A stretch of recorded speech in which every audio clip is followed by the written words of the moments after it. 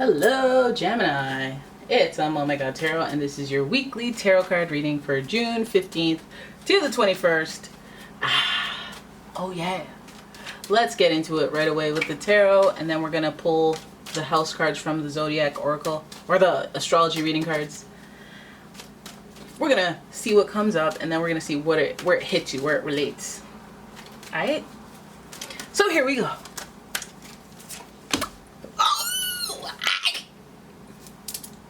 Stay with it. Stay with it. You got the death card for your first card, followed by the, okay, good, okay. Now we're back in business. Now we're back in business, okay. Ace of Swords, followed, followed by the Five of Pentacles. Let's not jump to conclusions. No, let's keep it moving. Let's not.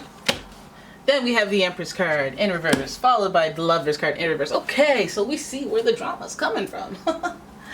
We see where the drama's coming from, but let's have a look at where it hits you. If you ask me, it's kind of a little obvious where it hits you, but let's have a look with the house cards anyway. Your first card, the 10th house, your achievements and status in the outside world. Then we talk about the 4th house, your home and the roots of your being. And boom, the 7th house, the area of your life about long-term significant partners, romantic, business, or family. So you've seen it coming. You've seen it coming. We start with the Scorpio energy of the Death card. Death card, not so bad. At first glance, yes, little startling. I'll give you that. I was startled.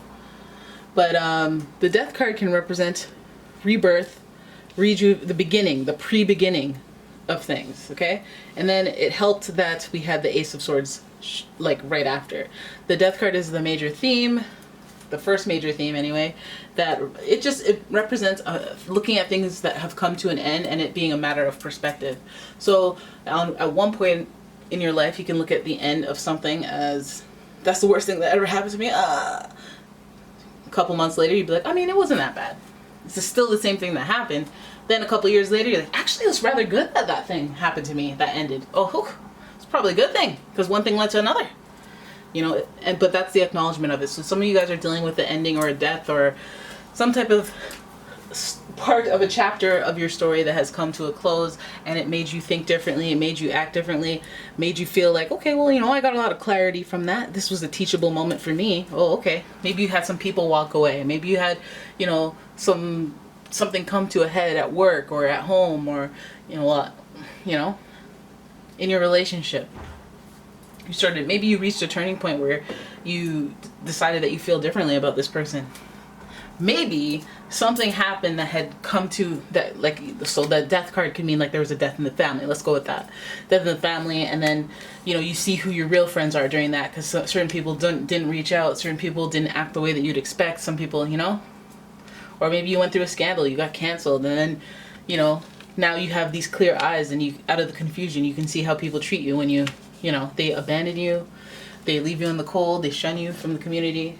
You know, this is actually what it would look like if you got canceled online, because you're out in the cold and the only people that are with you are your day ones, your ride or dies.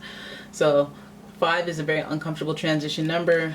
The Death card right here is transition, but I feel like maybe some of you guys are focusing on what you learned from your losses this week, and maybe how it shifts your direction of thinking. It's probably a positive thing. Maybe you're trying to be on that boss-ish, trying to be the Empress, have that content energy, have that leisure energy. We see two indirect connections to Venus with this Empress card and the 7th house. So we know that there is building the desire of something that you want, something that you find to be, ooh, I deserve that, I want that, I want something, you know, something that is enjoyable, pleasurable, whatever that may be to you. And I think that you're probably in the trenches of it. You know, this is like when you're walking in a snowstorm like this, and you're like, now I have this strong desire for a car, right? Because I can't do this. I can't do this, it's too cold out here. I have a desire for leisure, stretch limo, or you know, anything that you want. But I feel like, you know, with this leisure, with this desire for what you want, we see two couples right here. I think that maybe this situation makes you realize how much you want your ride or die. If somebody hasn't abandoned you, if you haven't felt alone in a community, shunned or left out, I feel like, you know, what you're acknowledging to yourself is that how things look on the outside, you really actually do care. Not to say that you care what everyone thinks, but you're just like, you know what, I want to have a day one, a partner, a ride or die. I want to have somebody on my side. I want it to feel that way. And the 4th house dealing with the home, maybe, you know, that's a more of a significant partner than you think, than you originally even wanted. Some of you guys never even were like, forget it, I don't care about love. I don't care about a partner. I just want to do well in my career and do well for me, right? But maybe there are situations where, you know, things coming to an end, maybe, you know, the ending of something suddenly somehow, make you realize, again, who's with you, who's not, who just ignores you, who walked away. And you want to find that type of leisure, that comfort essentially. And I think that's becoming more and more important to you. We have the Lovers card here, and this is like that soulmate connection, but it's also you evaluating your choices in love. I feel like this is a very interesting card. Some of you might even consider going to your friends or going to people who've known your past relationships and be like, or even if you had no relationship, you could be like, what am I doing wrong on some real though? What am I doing wrong? Give it to me straight. I'll promise not to cry. I promise not to lash out. What are people seeing on the outside? You know what I mean? Like, let me look at your dating profile. Let me show my friend that seems to get people or whatever. All right, what you want to do here is take this picture off where we can see your, what is it called? That area that suggests that you're naked in this photo. Yeah, you know, you want to keep it classy. You know, you want to keep it classy. Or maybe you want to put that fish down, sir. You want to wear something while you're holding the fish. Or maybe you want to get rid of that base pro shop hat because, you know, there's a cliche there. Or, you know, maybe you want to clean the mirror in that bathroom selfie. I could go on, but it seems like relationships is something that matters. Finding balance and love and pleasure and happiness and caring how it looks on the outside. So I guess you want somebody who look good. You look good, and I want to build a home with you. I want my house and my home to have you in it. You know, I want my own community. I want somebody to build something with, you know, who will be with me through thick and thin, through when I'm thick and thin, right? When I'm so thick I can't get up.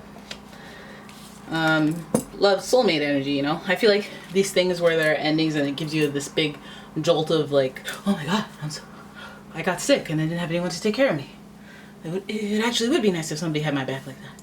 You know, we don't know. There's things that happen that kind of trigger us and make us think differently or changes our perspective, and they always emerge from something confusing and put you in a place mentally where you never thought you'd be. But circumstances that are uncomfortable definitely cause you to start thinking in a different way. So there it is. That's your reading. I hope you guys enjoyed it. If you did, please give the videos thumbs up, subscribe to the channel, leave a comment, share the video, all them things. And if you'd like a personal reading, please check out the description for a link to my website, as well as a link to my Etsy shop where I sell all sorts of soy candles, eco-friendly, baby. That's how we do it. And bath bombs and all sorts of cool stuff. So check that out. And thank you so much for watching. I'll see you in the next one.